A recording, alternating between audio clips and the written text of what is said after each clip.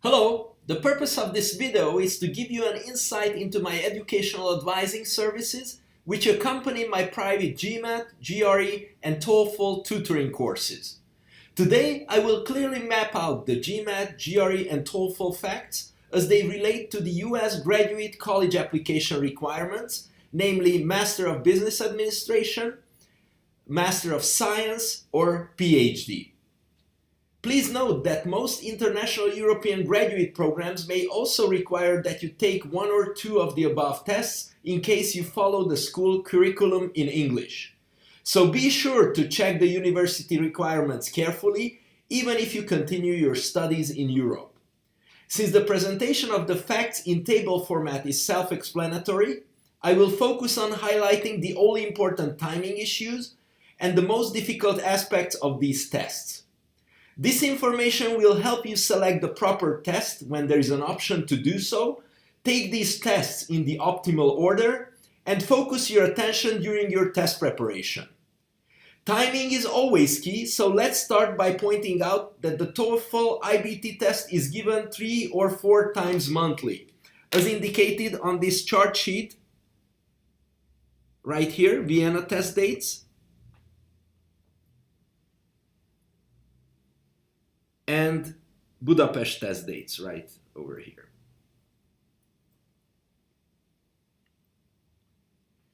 While the Gmat and GRE tests are much more frequent, those test dates are shown here.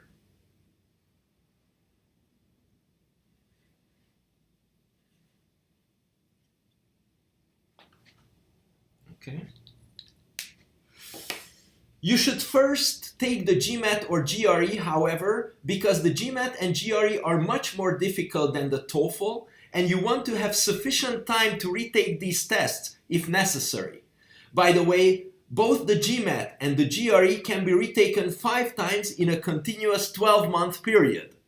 The Gmat once every 16 days, while the GRE once every 21 days. This applies even if you cancel your scores on a test taken previously. The best, of course, would be to hire an excellent private tutor in order to avoid retaking the test. After taking the Gmat or GRE test, you can take the Toefl Ibt test. You can retake the Toefl Ibt test as many times as you wish, but no more than once in a 12-day period. Let's continue with reviewing the most difficult sections of each of these tests. As you see here in the last row of this chart sheet, we have the difficulty level. And let's begin with the Toefl Ibt internet-based test of English as a foreign language. And the first item here is speaking to a computer in one shot. Most students have a hard time with this item, as they cannot get used to with the fact that they are unable to speak to a live person, and thus they cannot correct their mistakes, speaking mistakes. Of course, with an excellent private tutor, they can remedy this problem. The tutor will usually give you a template, a speaking template, which will give you confidence. Let's continue with the second item, extreme shorthand note-taking. So this is not normal note-taking that you are used to using during your prior education.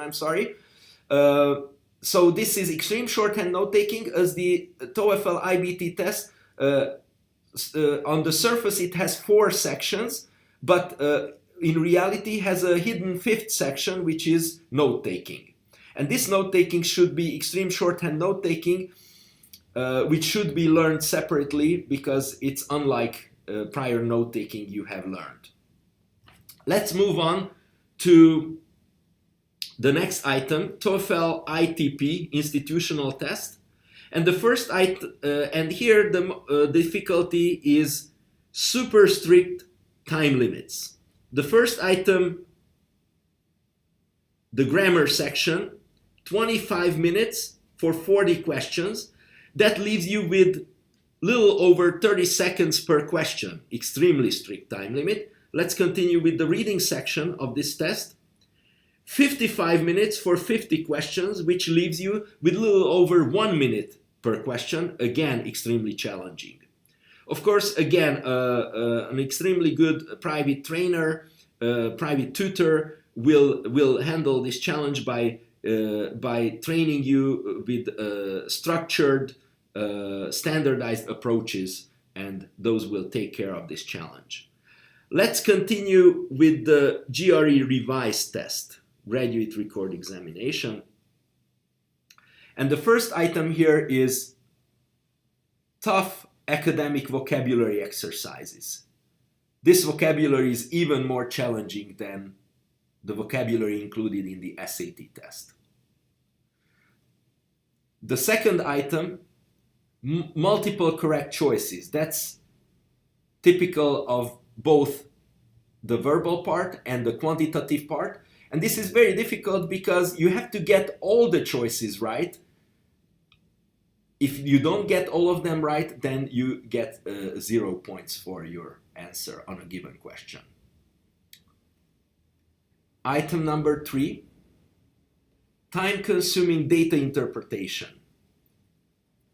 Of course, data interpretation is different than normal problem solving in that you will have to use only a subset of data given to you by the tables and the graphs, and you need to study carefully those tables and graphs in order to zero in on the proper data that you will have to use. So it's very time consuming. Item number 4 is committing silly errors. That's related to the math part, the quantitative part again, because even though it's not extremely challenging, but due to the extremely strict time constraints, it can force students into committing silly errors, which are sort of unexplainable, but a good private tutor will be able to remedy this challenge by, again, providing standardized, structured approaches to math problem solving. Let's move on to the next test, the Gmat test, Graduate Management Admission Test. And here the first item is tough critical reasoning text. These tend to be short arguments, short passages, and it's very counterintuitive, but usually the shorter the texts are, the passages are, the more challenging they tend to become, and especially critical reasoning exercises are really, really challenging. Time and again, you will experience the more you read them, the less you will understand them. So again, the help of an extremely good private tutor is very useful, as he or she will provide you with proper tools to attack these exercises. Item number 2 is long, boring reading texts in the reading part. And these texts are mostly not business related. That's what makes them extremely difficult and require structured, standardized approaches again. Item number 3, the math section. We have here hybrid combo problems, combinatorics, statistics, and other word problems.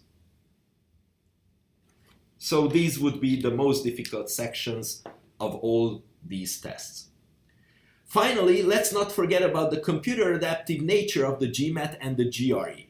The Gmat is question-wise adaptive, meaning that you cannot move on to the next question unless you answer the given question, and the difficulty level of the next question will depend on your performance on the given question. The GRE is section-wise adaptive, meaning that you cannot move on to the next section unless you finish the given section, and the difficulty level on the next section will depend on your performance on the given section. In conclusion, when facing the decision of choosing between the Gmat and GRE, you should consider the university requirements for your pursued graduate degree, the highlighted difficulties in the light of your personal strengths and weaknesses, as well as your access to an outstanding private tutor. As discussed before, both the Gmat and the GRE have their own challenges.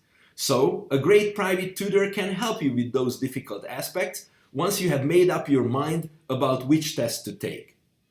For more on Gmat, GRE, and TOEFL tutoring, please sign up for my private tutoring on my website. For additional mini tutoring courses, please subscribe to my YouTube channel or follow me on Facebook.